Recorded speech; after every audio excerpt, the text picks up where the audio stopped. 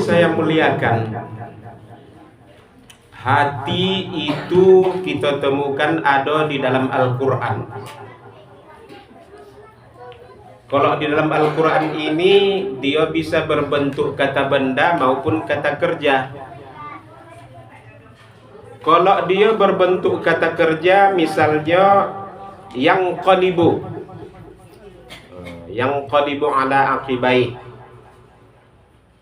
itu artinya berbolak-balik. Kalau dia berbentuk kata benda, selalu dalam bentuk jamaknya qulubun, lahum qulubun la yafqahuna biha. Mereka mempunyai hati tetapi tidak memahami, itu kan. Jadi ini kata hati ini itu kita jumpai di dalam Al-Quran. Kalau bentuk tunggalnya qalbun, tapi jangan salah sebut ya. Kalau kalbun lain artinya. Qalbun itu adalah hati, ya kan?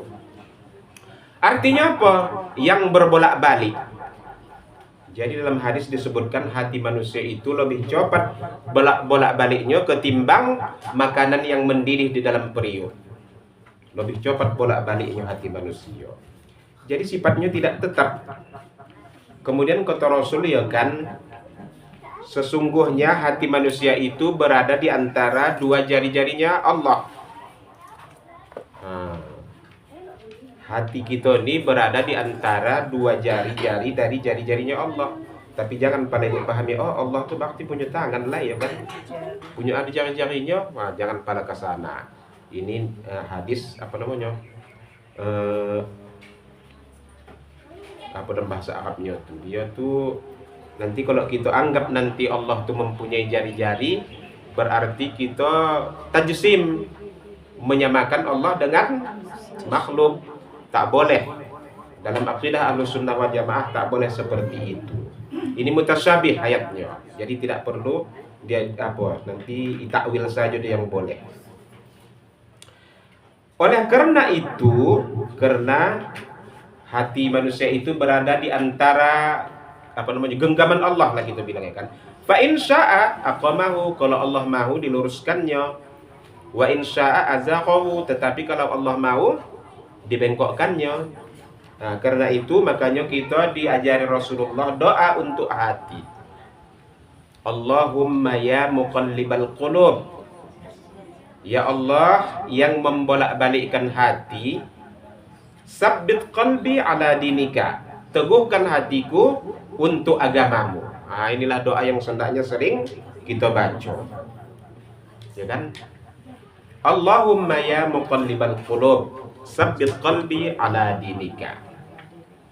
Nak tambah lagi birahmatika ya arhamar rahimin, boleh tak apa. Sikit doanya kan.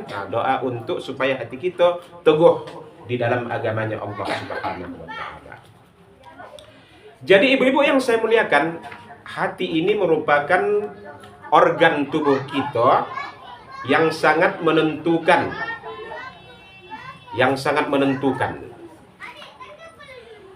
Jadi pertama fungsinya adalah tempat melekatnya iman. Jadi hati itu melekatnya bukan di otak, tapi di iman, ya kan? Di hati. Iman itu melekatnya di hati.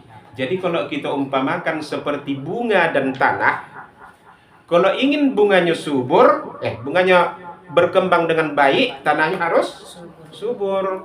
Mustahil khasanya bunga berkembang dengan baik kalau tanahnya tandus, kering. Begitulah umpama hati orang yang kering. Kalau kering hatinya, imannya begitulah jadinya, setengah-setengah imannya jadinya kan. Kadang taat, kadang membongak. Kadang teguh melaksanakan sholat, kadang malas. Mengapa? Hatinya kering. Jadi imannya tidak sempurna. Iman tidak sempurna, akhirnya melaksanakan ibadah pun ada malas-malasnya jadinya.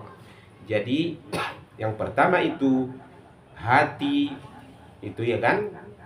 Iman itu tempat lekatnya di hati, bukan di otak atau bukan di jantung manusia, tapi di hati manusia.